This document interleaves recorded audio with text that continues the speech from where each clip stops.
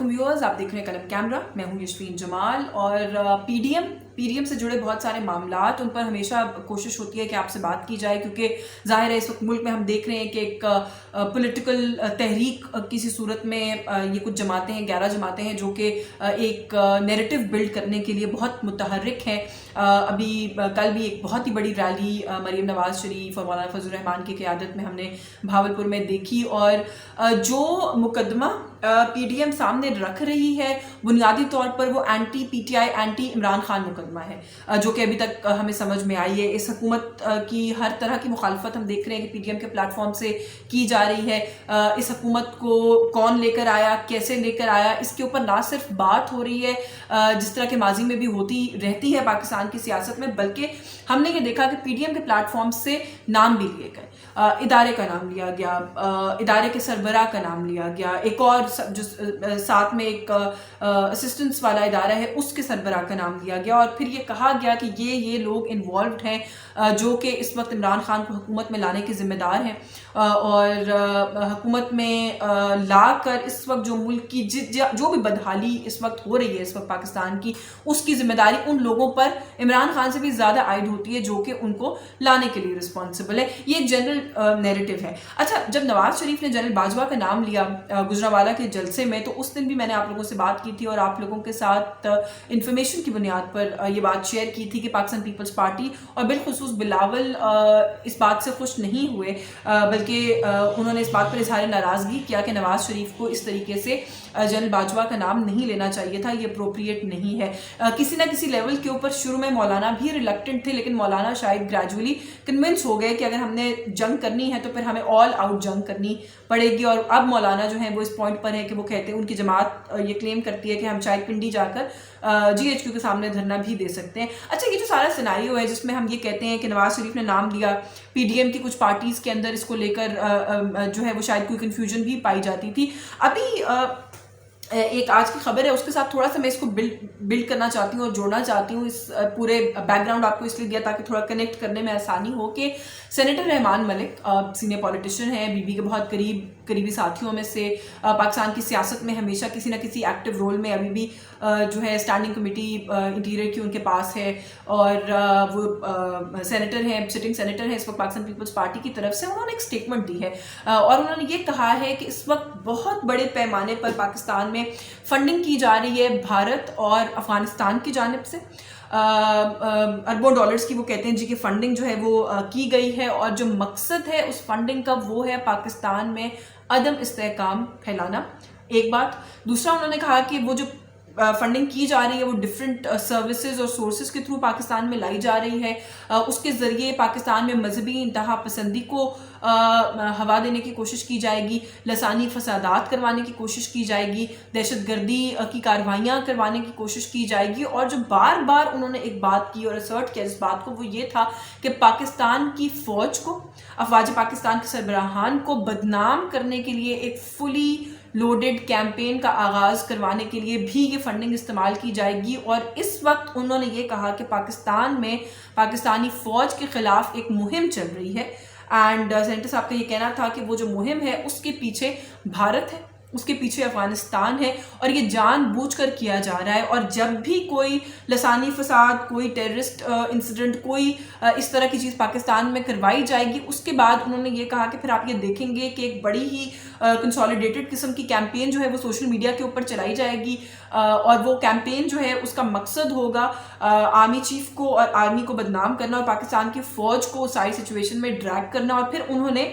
इस बात को, जो अभी क्वेटा में जो इंसिडेंट हुआ है, बहुत ही अनफॉर्चुनेट इंसिडेंट, जो कान में काम करने वाले मजदूरों वाला मामला है, उसके साथ जोड़ा, और उन्होंने कहा कि अब ये एक इंसिडेंट हुआ है और अब आप देखिएगा सोशल मीडिया के ऊपर कि किस तरीके से फ़ौज को बीच में ड्रैग करने की कोशिश की जाएगी। और फिर उन्होंने कहा कि मैं अपील करता हूँ पाकिस्तान के लोगों से कि तैश में ना आए, सोशल मीडिया पर इस तरह की कोई भी जो कैंपेन चल रही है उसका मुंह तोड़ जवाब दें, उसका हिस्सा ना बने, क्योंकि ये भारत का एजेंडा है, भारत इसको बाहर बैठकर पाकिस्तान से टो कर रहा है। अच्छा, ये तो एक جو پورا سیناریو بلڈ کیا رحمان ملک صاحب نے خاصا پلازیبل بھی دکھائی دیتا ہے. ہم ماضی میں بھی اس طرح کی بہت ساری چیزوں سے واقف ہیں, ایویڈنس بیسڈ بھی ہم اس طرح کی بہت ساری چیزیں ہیں جن کے ہم ایویڈنسز بھی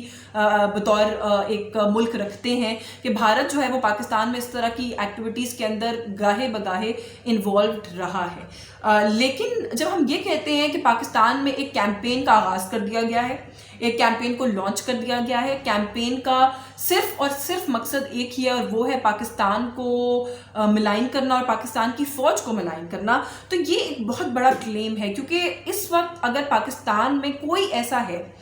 جس نے افواج پاکستان کے خلاف بات کی ہے, پاکستانی فوج کے سربراہ کو بیچ میں ڈریگ کیا ہے, پبلکلی ڈریگ کیا ہے, بڑے بڑے جلسوں اور ریلیز کے اندر ڈریگ کیا ہے, تو وہ نواز شریف ہے. اور نواز شریف کے ساتھ پی ڈی ایم کے اندر جو بڑی امپورٹنٹ ایک اور جماعت بیٹھی ہے وہ پاکستان پیپلز پارٹی ہے, اور یہ سینیٹر رحمان ملک صاحب وہ ہیں جن کا اپنا تعلق آج سے نہیں زمانے سے جو ہے وہ پاکستان پیپلز پارٹی کے ساتھ ہے. تو کیا وہ یہ کہنا چاہ رہے ہیں کہ کوئی ایک شخص, کوئی ایک فارمر پرائم منسٹر پاکستان کا جو کہ بات بے بات پاکستانی فوج کو پولیٹیکل معاملات کے اندر ڈریگ کر رہا ہے, وہ کسی کے ایجنڈے پر پاک فوج کو اور اس کے سربراہ کو ملائن کر رہا ہے؟ کیا یہ بات کہنا مقصد ہے؟ کیا جو جنرل عاصم باجوہ کا نام لیا جاتا ہے اور پھر بار بار ساتھ میں جوڑا جاتا ہے کہ ان کی انویسٹیگیشن کی جائے, ان کے اوپر ان کی انویسٹیگیشن کی جہاں تک بات ہے میں خود اس چیز کے حق میں ہوں, لیکن یہ بات بہت اچھے طریقے سے ہم لوگ جانتے ہیں کہ جس سٹائل سے, جس ٹون میں ادھر سے مطالبہ آتا ہے اس کا مطلب اور مقصد کچھ اور ہوتا ہے. وہ خالی فیئر فری اکاؤنٹیبلٹی کی بات نہیں ہوتی ہے جب وہاں سے بات کی جاتی ہے. کیونکہ عدم جو میں رک گئی اس لیے میں چاہ رہی تھی کہ میں آپ کو ایگزیکٹ اسٹیٹمنٹ بتاؤں جو کہ سینیٹر رحمان ملک صاحب نے کہا ہے. انہوں نے کہا ہے جی کہ عدم استحکام کے لیے بیرونی فنڈنگ کی گئی ہے, فوج مخالف بیان اسی سازش کا حصہ ہیں. تو فوج مخالف بیان کس نے دیا ہے سوائے نواز شریف کے, سوائے ان لوگوں کے جو کہ پی ڈی ایم کے پلیٹ فارم پہ کھڑے ہو کے تقاریر کر رہے ہیں, سوائے ان لوگوں کے جو کہ بڑی بڑی ریلیز پنجاب میں, سندھ میں, جہاں جہاں ان کو موقع مل رہا ہے, جہاں جہاں وہ سمجھتے ہیں کہ وہ اپنا شو آف پاور کر سکتے ہیں, وہ وہاں وہاں جا رہے ہیں, اور جب ان کو بات کرنے کا موقع ملتا ہے, ان کو پلیٹ فارم پرووائڈ کیا جاتا ہے, تو وہ فوج کو بیچ میں ڈریگ کرتے ہیں. تو سوال یہاں پر یہ کرنا ہے سینیٹر رحمان ملک سے بھی کہ کیا جو انفارمیشن ان کے پاس ہے جس کی بنیاد پر وہ یہ سب کچھ کہہ رہے ہیں, انہوں نے کیا یہ انفارمیشن اپنی پارٹی کی قیادت تک نہیں پہنچائی ہے؟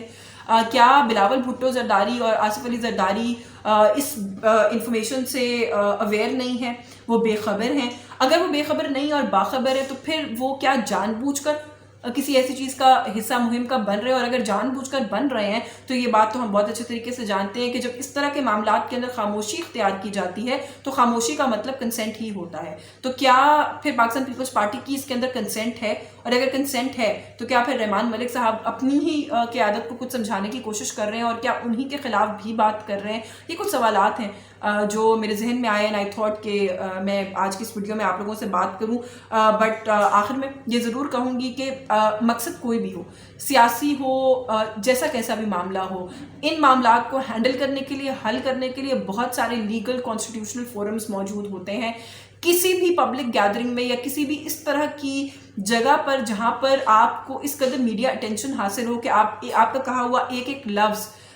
ملک بھر میں نہیں بلکہ دنیا بھر میں جائے اور جا کر گونجے, وہاں پر اگر آپ کھڑے ہو کر اپنی ایک اتنے سینسٹیو آرگنائزیشن جو کہ اس ملک کی حفاظت کے لیے رسپانسبل ہے,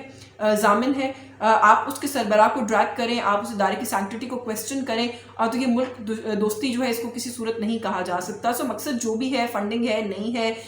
جو بھی اس کے پیچھے ایفرٹ ہے, خود کو بچانا ہے, میرا خیال ہے کہ ملک کو آگے رکھ کے سوچنے کا وقت ہے, وہ کرنے کی ضرورت ہے. آج کی اس ویڈیو سے بس یہی کچھ. آپ کو ویڈیو پسند آئی ہو تو اس کو ضرور لائک کیجیے گا, شیئر کیجیے گا. چینل پسند آیا ہو تو چینل کو ضرور سبسکرائب کیجیے گا. مجھے اجازت دیجیے, اللہ حافظ.